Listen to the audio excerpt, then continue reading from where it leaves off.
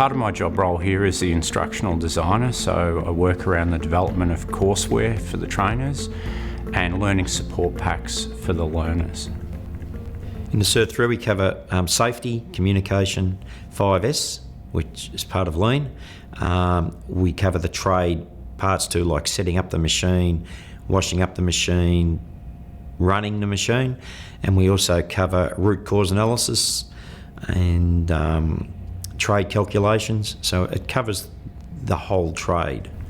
Firstly, you would need a trade qualification and many years' experience across a number of machines.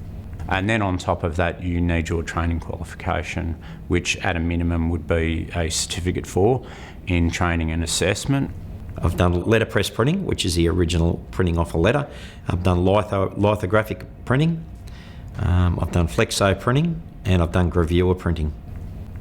No two printing companies that I've walked into are ever the same. They will have different equipment, different machinery, different client base, and we need to customise the training to meet their needs, and also quite often the assessments to meet the needs also.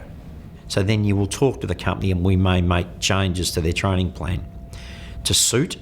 We go out on site and we assess the apprentices out on site on the equipment that they are running in a day-to-day basis. One of the ways that I plan the assessments is that I would have a discussion with the trainer to work out what would work.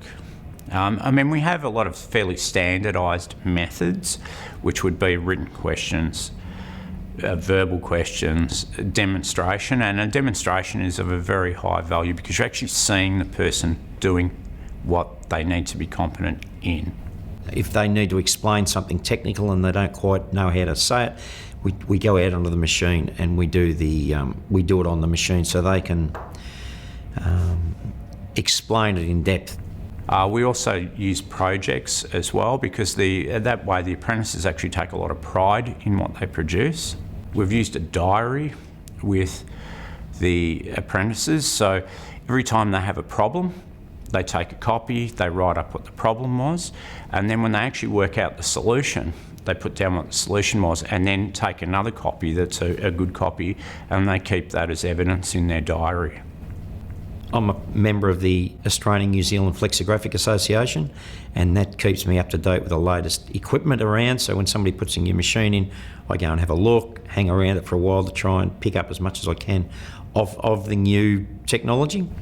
We invite a number of different industry members to come and have conversations here where we have discussions about which way we see the business of printing travelling and what direction it's going.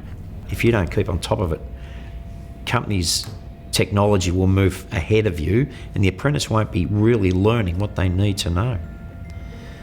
And that's our future.